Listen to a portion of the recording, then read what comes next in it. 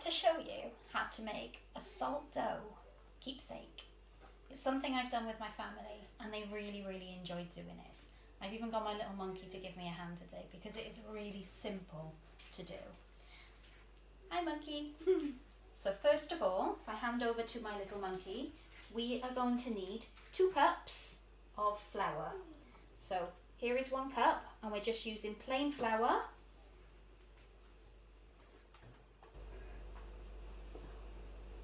So keep going, keep going, fill it all the way up, that's it.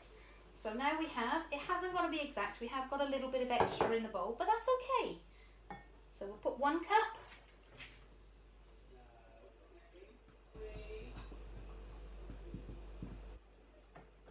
2 cups of plain flour. Now we need 1 cup of salt. So with this one, I'm going to take the lid off for you.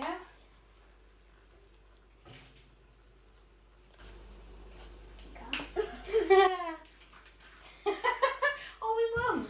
We'll just pour it from there as we do. So how many cups? 1 cup. So you fill that up with the pourer. That's it. And then pop that into the mixture.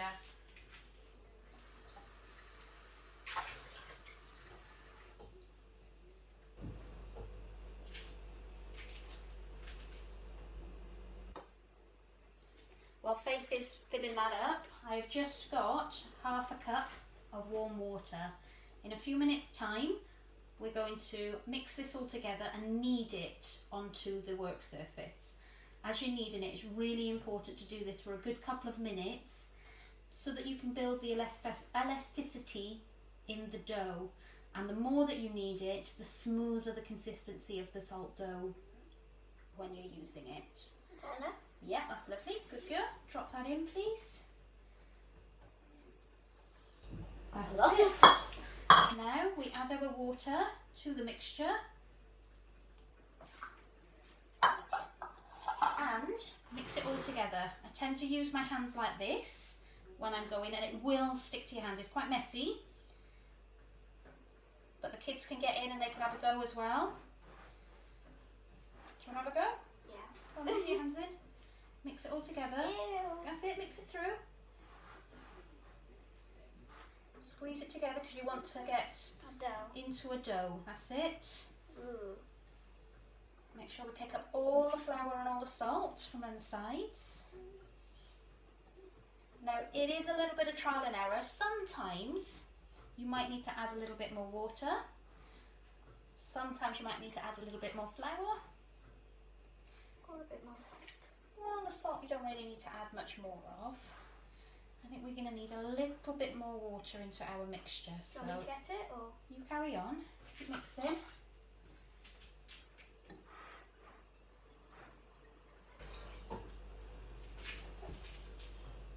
Crumbly now. I wouldn't have Here that. we go. We want to mix it together Ew. into a dough that we can actually move about and Yeah. use. So here we go. That's it, we're getting there. Very messy.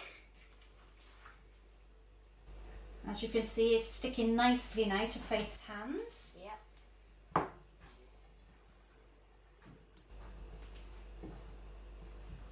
Got all the gooey bits. That's okay.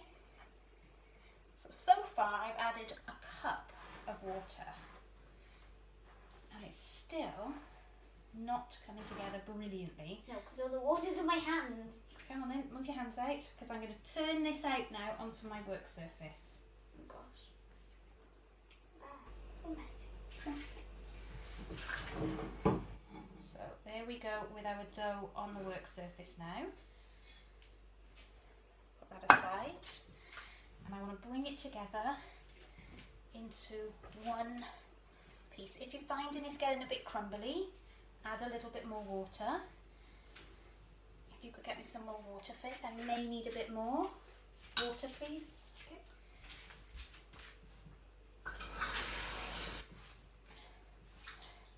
I'm starting to knead it, but there's still a lot of flour that's left over at the moment.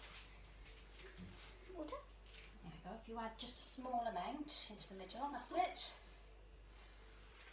Now I'm going to add more flour to that water to try and blend it together. That's all going on the floor. There we go.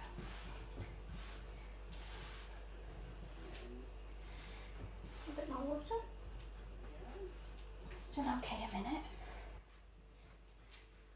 It looks very tough. It does look very tough, so we need to still make that a little bit more pliable. So until you're happy with the consistency, tiny bit by tiny bit, A bit more.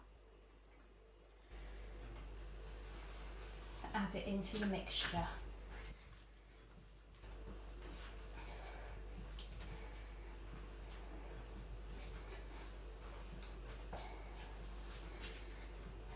Thing is, with these type of things, you can always add more, but you can't take it out. So it's always better to add a little bit and then add more to it than to add too much and then be left with a bowl of slop.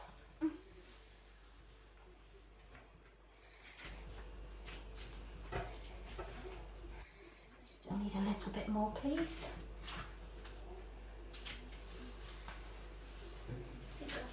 That's it. I'm hoping this should be enough now. Yes, now it's starting to get a nice ball of dough now ready. So roll it out using a rolling pin. Try to get it to roughly 1 centimetre thick. So I'm quickly going to do this to show you. This is something the kids can do, and you can take as long as you want to over it. I'm just going to be quite quick. You can cut the edges if you want to, or you can leave them as they are. I like the nice rustic edges. There we go. So now we're about 1 centimetre thick. Brilliant. I'm happy with that. Next job you've got to do is to get the family to give you their hand impressions. So with your dough, there we go.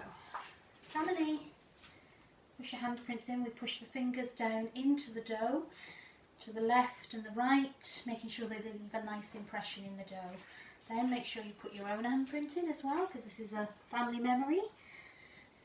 There we go. Once you've pressed your hands into the dough and you've left a nice impression, we can lift it up.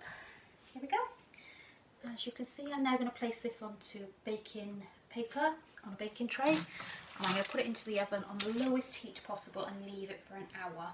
So there it is. Check on it and make sure that it's not rising and also that it's not burning. You can leave it to air dry, and it will take a lot longer to leave it to air dry, but it can work just the same. When it comes out the oven, this is what it will look like. As you can see, it's a little bit cooked on the edges, but that's okay. It is hot. Make sure you've got a grown-up to help. Leave it dry. Then I left mine after it was oven baked for about 24 hours before I started painting. But there we go. I've got my handprints of my family members, and I even indented the date into the top before I painted it and baked it. So I hope you have as much fun making yours as I did. Take care, everybody. Bye.